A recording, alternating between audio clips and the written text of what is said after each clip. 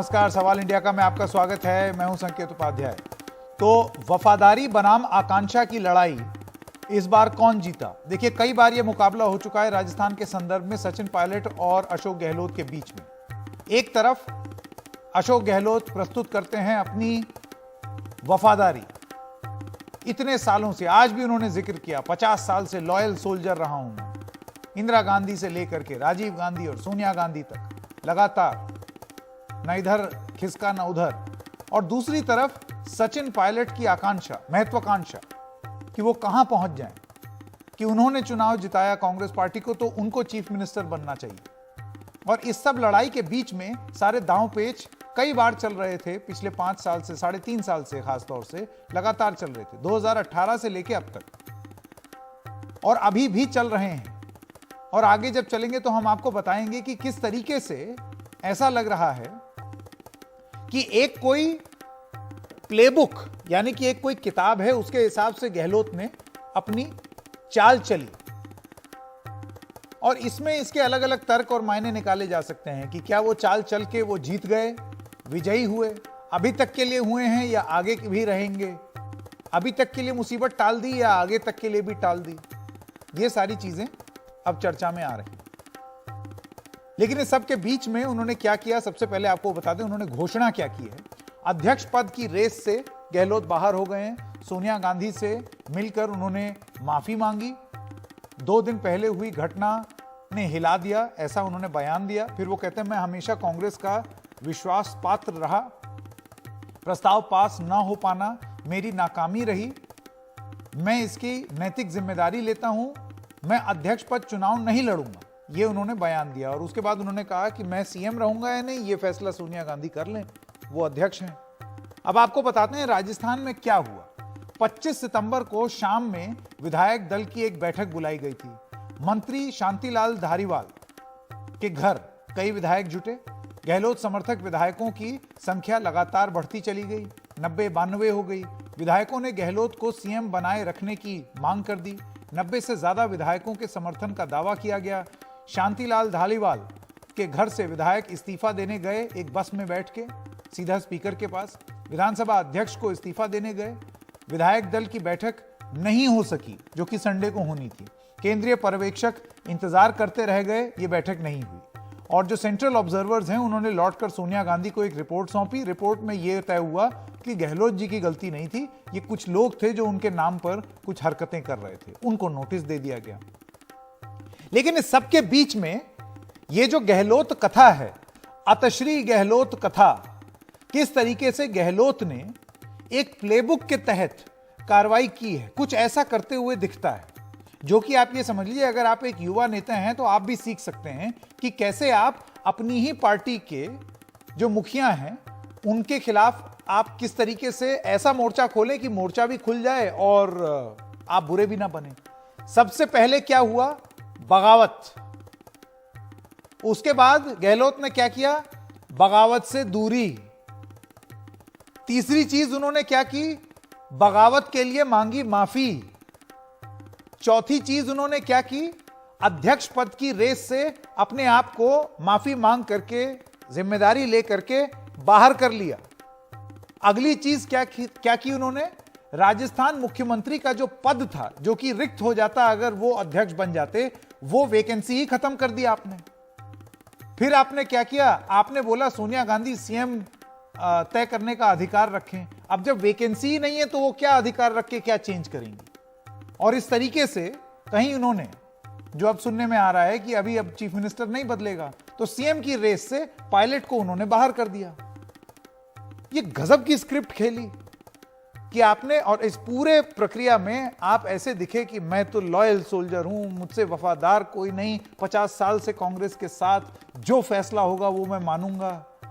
और ऐसे करते करते आपने जो एक वैकेंसी थी जो बंद थी, वो आपने खत्म कर दी। ना आप लड़ाई लड़े, आपने नैतिक जिम्मेदारी ले ली कि मेरी नाकामी है कि मैं एक लाइन का प्रस्ताव पारित नहीं कर पाया, पूरी जिम्मेदारी हम लेते हैं और इस वजह से अब हम राष्ट्रीय अध्यक्ष का चुनाव नहीं लड़ेंगे।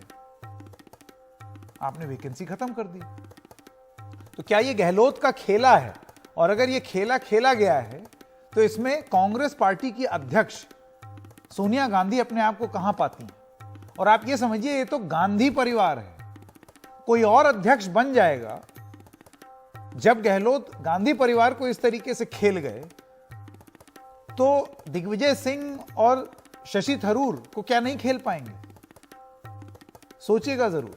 ये एक तर्क है जो मैं दे रहा हूं, हो सकता है इस पर कुछ आर्ग्यूमेंट हो, लोग अलग अलग तर्क रखें। तो आज सवाल इंडिया का में जो बड़ा सवाल पूछ रहे हैं हम, वो है ये: गहलोत रेस से बाहर नहीं बनेंगे अध्यक्ष, क्या बने रहेंगे मुख्यमंत्री?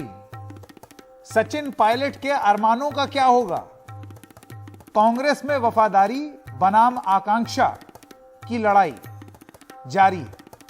मैं स्वागत करना चाहता हूं एक एक करके हमारे मेहमानों का इस बड़ी बहस के लिए। सूर्य प्रकाश मैथिल भारतीय जनता पार्टी के हमारे साथ हैं, डैनियल फ्रांसिस पॉलिटिकल एनालिस्ट हैं, जावेद अंसारी वरिष्ठ पत्रकार, ऋषि मिश्रा पॉलिटिकल एनालिस्ट और राशिद अल्वी फॉर्मर एमपी हैं कांग्रेस पार्टी के। राशिद साहब, पहले मैं आपसे शुरू करना चाहता हूं। मैं आपसे ये जानना चाहता हूं कि किस तरीके से देखा जाए, क्योंकि अगर तो ये गहलोत जी ने संडे से लेकर के जो पूरा एक्शन हुआ है, अगर इसको एक सिलसिलेवार तरीके से एक सोची समझी रणनीति के तहत देखें तो गजब की राजनीतिक बाजी है ये। देखिए, मैं दो बातें आपसे कहूंगा। एक तो ये कि जिस तरह कांग्रेस के अध्यक्ष के चुनाव आपके को पास वापस आना पड़ेगा। आपका ऑडियो और वीडियो सिग्नल बहुत ही खराब है। एक बार ये दुरुस्त हो जाए, मैं माफी चाहूंगा, मैं वापस आऊंगा। आपका और ऑडियो और वीडियो दोनों बैंडविड्थ बहुत कम हो गई। जावेद अंसारी जी, आप किस तरीके से देखते हैं इसे? अभी के लिए तो सचिन पायलट आउट हो गए रेस से, अभी के लिए। संकेत, आपने जो बड़ा एनालिसिस शुरू में दिया और आपका जो मानना है उससे थोड़ा मेरा सोचना अलग है। जी जी बिल्कुल। ये अशोक गहलोत ने जो वहां जयपुर में पिछले संडे हुआ, वो ऐसे ही था कि जैसे कुल्हाड़ी रखी हो उस पर जाके आदमी पैर मारे। वो अध्यक्ष भी हो जाते, वो राष्ट्रीय अध्यक्ष होते कांग्रेस पार्टी के। अब फिलहाल तो उन्होंने शहादत का जामा पहन लिया है अपनी नाक बचाने के लिए कि नहीं, मैं खुद नहीं होना चाहता। जब कल ये डिसाइड हो कि कल जब दिग्विजय सिंह केरला से जहाज पकड़ के दिल्ली आ गए ये इलेक्शन में पर्चा भरने के लिए, तो ये जग जाहिर था कि अशोक जी का वो चैप्टर तो क्लोज हो गया। मेरा ये मानना है कि सोनिया गांधी ने अशोक जी को थोड़ा फेस सेविंग दे दिया है कि फिलहाल वो कंटिन्यू करेंगे मुख्यमंत्री पद तक, क्योंकि वहां राजस्थान में सिचुएशन बड़ी उत्तेजित है, वॉलेटाइल है। वो क्योंकि छीछा लेदर भी इनके लोगों ने किया है, तो जिम्मेदारी ठीक ठाक करने की भी अशोक गहलोत की है, और वो करके उसके बाद इनको वहां से भी इस्तीफा देना पड़ेगा। पर जावेद जी, अगर वो ठीक ठाक होने ही ना दें? नहीं, ठीक ठाक होने न दें तो ऐसे ही काफी एमएलए ठीक ठाक होने न दें तो फिर तो या तो कांग्रेस से फिर छोड़ के वो अमरिंदर सिंह का रास्ता पकड़ लें कि नाना नाना करते भी बीजेपी से बुढ़ापे में प्यार कर बैठे। तो हो सकता है कि वो फिर वो अगर वो रास्ता अपनाने पे तैयार हैं, हाँ। उस हद तक जाने पे तैयार हैं।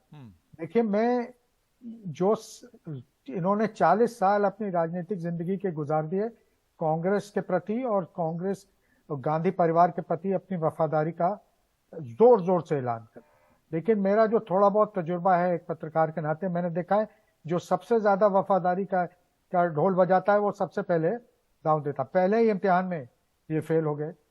ये कोई पहली बार तो नहीं है ना कि मुख्यमंत्री बदला जाता, जो एक बार बदल जाता है वो हो सकता है फिर भी आ जाता। और कौन सी बड़ी है, वो तो राष्ट्रीय अध्यक्ष हो रहे थे कांग्रेस पार्टी के, वो मुख्यमंत्री बनाते और बिगाड़ते अपनी पार्टी। कांटों का ताज है वो, जावेद जी, आप मानते नहीं है? यहाँ वो राजा हैं एक प्रदेश के, वहां वो कांटों का ताज पहन लेते।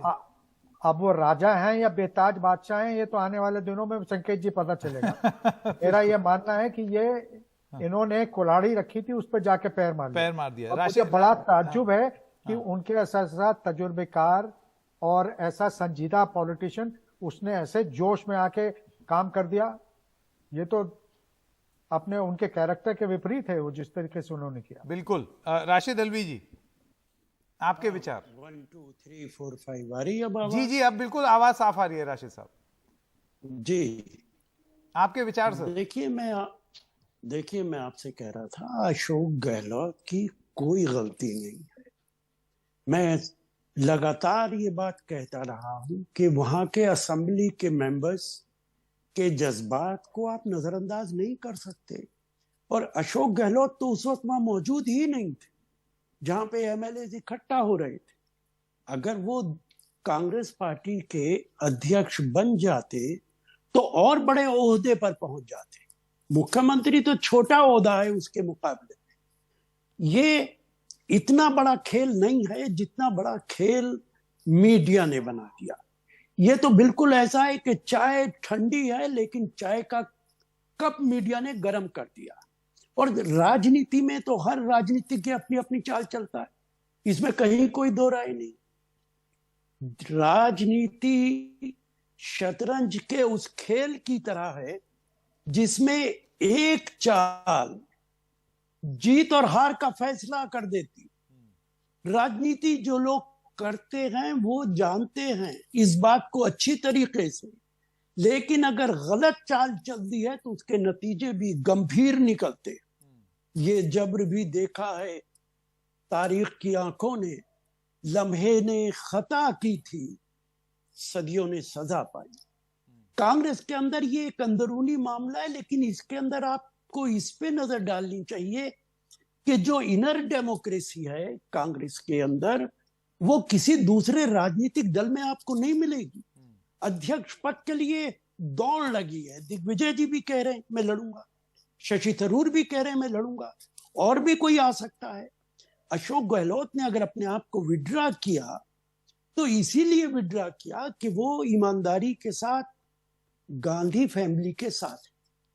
अशोक गहलोत को मैं मुद्दों से जानता हूं, उनके साथ मैंने बहुत यूपी के अंदर काम किया। और ये अलहदा बात है कि मीडिया से क्या बोलते, लेकिन मुझसे वो बोलते थे पर्सनल कन्वर्सेशन कि मुझे कांग्रेस पार्टी और गांधी परिवार ने इतना दिया है कि अगर मुझे कुछ भी ना मिले तब भी मैं खुश हूं। ये बात वो उस वक्त कहते थे, तब वो मुख्यमंत्री नहीं थे, तब वो जी बिल्कुल। डैनियल फ्रांसिस और ऋषि मिश्रा होते थे, लेकिन जी राशिद साहब की ऑडियो और वीडियो दोबारा फिर कमजोर हो रही है। डैनियल फ्रांसिस और ऋषि मिश्रा एक एक करके आपके विचार। डैनियल साहब पहले आपकी। ये तो होना ही था, क्योंकि यहाँ पर दो प्रकार के गुट, मुझे एको आ रहा है, कोई कुछ करे इसका। लेकिन यहाँ पे दो प्रकार के गुट चल रहे थे। एक गुट था गहलोत गुट और एक गुट था पायलट गुट। और पायलट गुट ने सोच लिया था कि आज गहलोत साहब आएंगे और यहाँ पे इस्तीफा हो जाएगा। इस्तीफा तो हुआ नहीं। आज की बड़ी खबर क्या है? आज की बड़ी खबर ये है कि गहलोत ने अपने आप को कांग्रेस अध्यक्ष की रेस से दूर कर लिया। अपने आप को मैं कह रहा हूं, किसी ने उनको निकाला नहीं है। दूसरी बात, कांग्रेस का राजस्थान के मुख्यमंत्री गहलोत ही रहेंगे। इतना बड़ा कांड होने के बाद अगर उनका इस्तीफा होना था तो आज हो जाता, आज भी नहीं हुआ। तीसरी बात, सोनिया गांधी से उन्होंने माफी मांग ली है। पिछले 2 दिन से जो कांग्रेस कोटरी है, उन्होंने सोनिया गांधी का अपमान हो गया, सोनिया गांधी का अपमान हो गया, इस बात की चर्चा पूरे देश में चलाई, जिसके ऊपर से गहलोत साहब के ऊपर प्रेशर बना। वहां पे आके उन्होंने माफी मांग ली, कहा कि मैंने तो माफी मांग ली, आपको मुझे मुख्यमंत्री रखना है या रखे, नहीं रखना है तो ना रखे।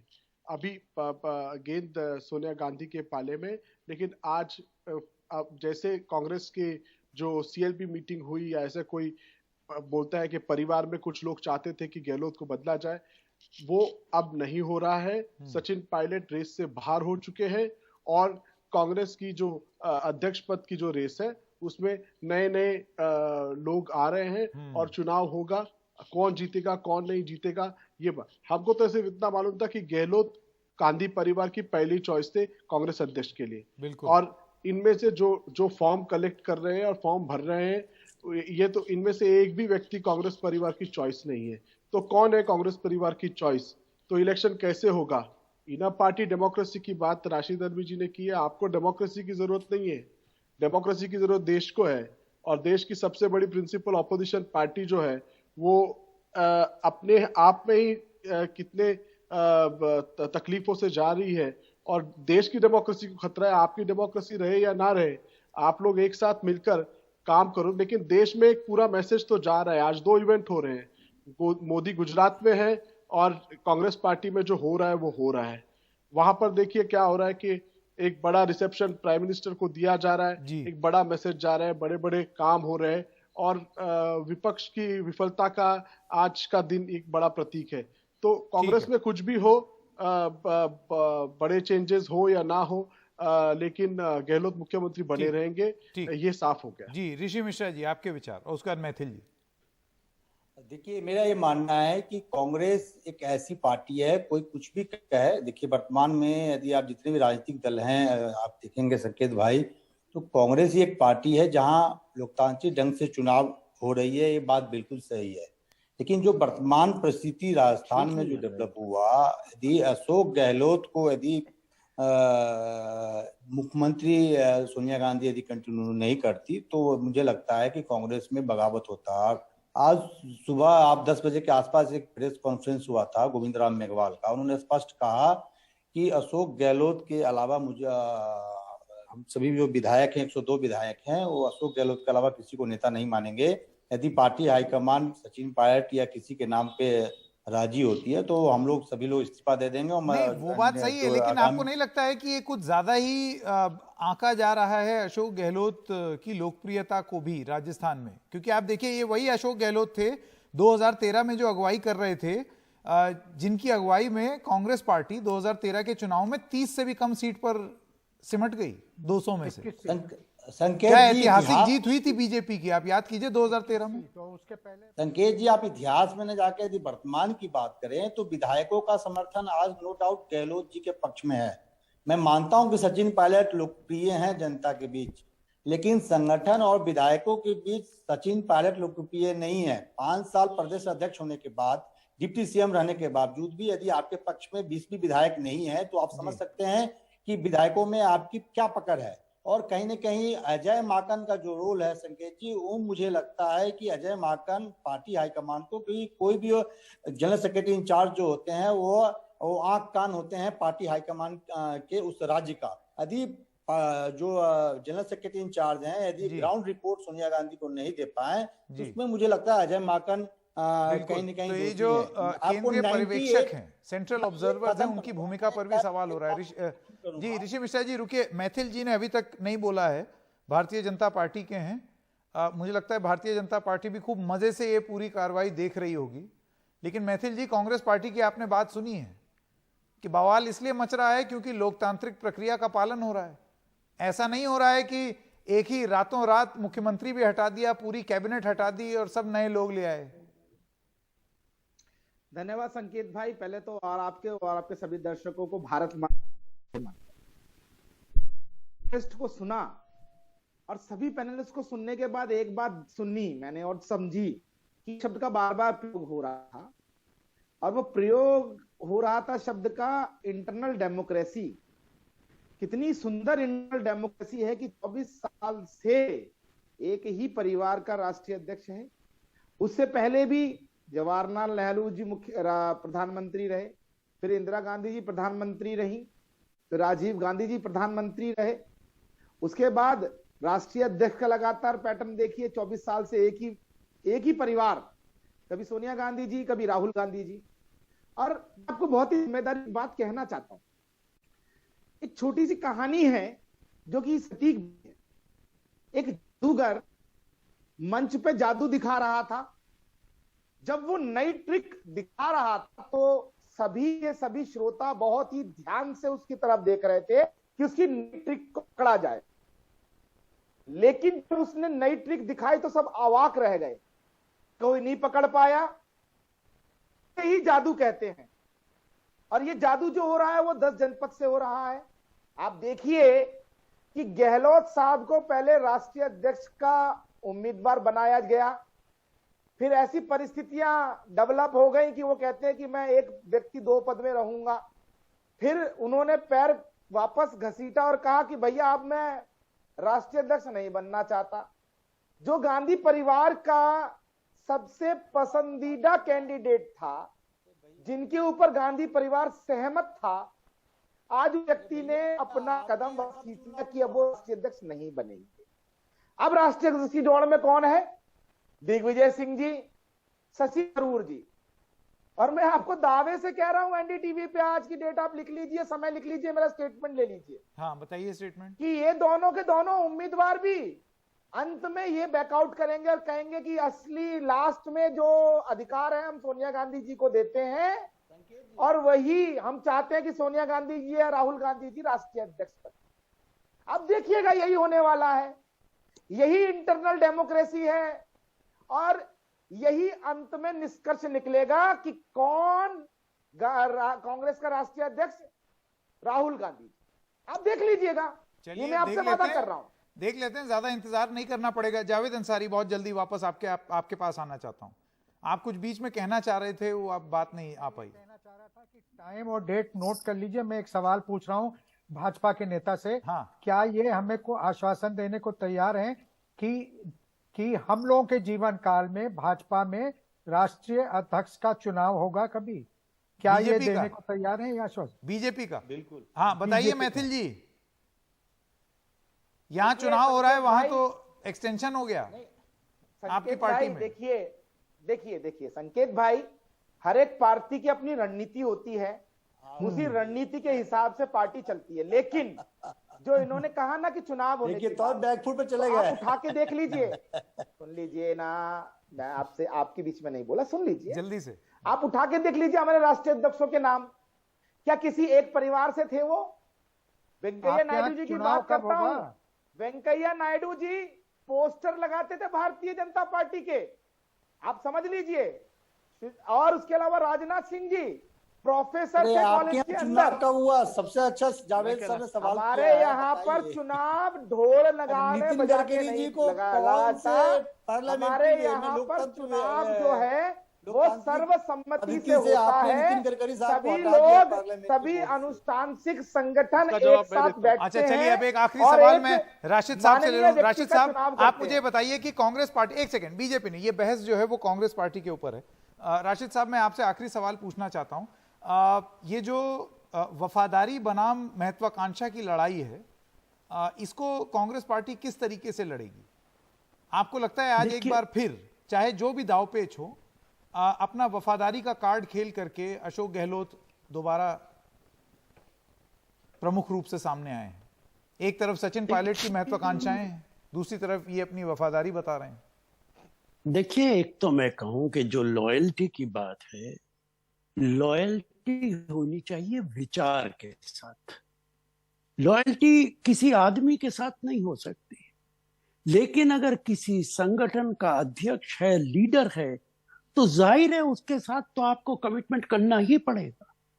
बगैर किसी खानदान के, बगैर किसी संगठन के, बगैर किसी हेड ऑफ द स्टेट के आप न देश चला सकते हैं, न पार्टी चला सकते हैं, न घर चला सकते हैं। लेकिन कमिटमेंट आपका विचारों के साथ होना चाहिए। कांग्रेस के अंदर अशोक गहलोत हो के सचिन हो के कमिटमेंट विचार के साथ है।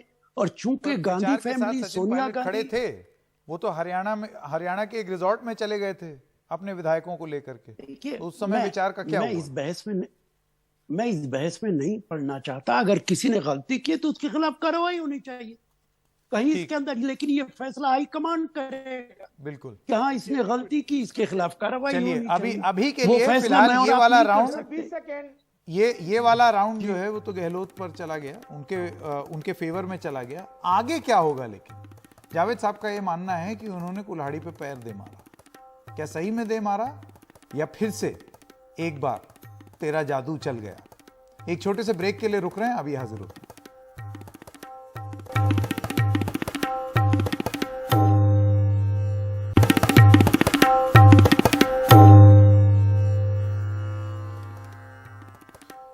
और आइए अब आपको बताते हैं सुप्रीम कोर्ट के ऐतिहासिक फैसले के बारे में। महिला अधिकारों पर सुप्रीम कोर्ट का एक ऐतिहासिक आदेश आया है। सभी महिलाओं को गर्भपात का अधिकार होगा, विवाहित अविवाहित दोनों को अधिकार होगा। ये सभी महिलाएं सुरक्षित और कानूनी गर्भपात की हकदार होंगी।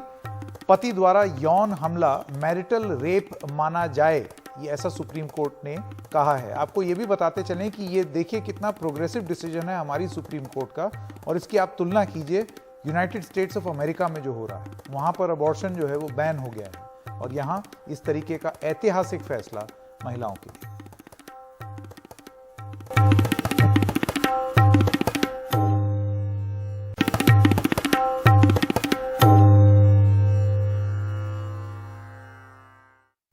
जम्मू कश्मीर के उधमपुर में 8 घंटे के अंदर बस में 2 धमाकों से सनसनी फैल गई है। पहला धमाका कल रात 10:30 बजे के करीब पेट्रोल पंप के पास खड़ी एक बस में हुआ।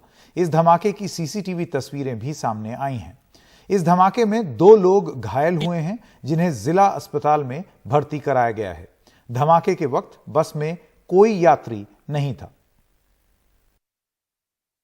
ये पहला जो धमाका है ये रात को 10:30 बजे के करीब हुआ था और वो भी बस के अंदर ही हुआ। तो सिमिलरली जो है इसी तरह का जो ब्लास्ट है वो यहाँ पर बस स्टैंड उधमपुर में जो है प्रॉपर बस स्टैंड जो हमारा है उसी में ये ब्लास्ट हुआ है। और इस ब्लास्ट में जो है फिलहाल कोई किसी तरह की इंजरी या कोई कैजुअलिटी नहीं हुई है, लेकिन जो रात को ब्लास्ट हुआ था उसमें 2 इंजर्ड हुए थे और वो दोनों जो है अभी वो खतरे से बाहर हैं। तो फिलहाल अभी जो है इसमें इन्वेस्टिगेशन चल रही है कि किस तरह का नेचर का ब्लास्ट है और क्या है। तो इसमें हमारी एक्सपर्ट टीम जुड़ी हुई है और इन्वेस्टिगेशन चल रही है।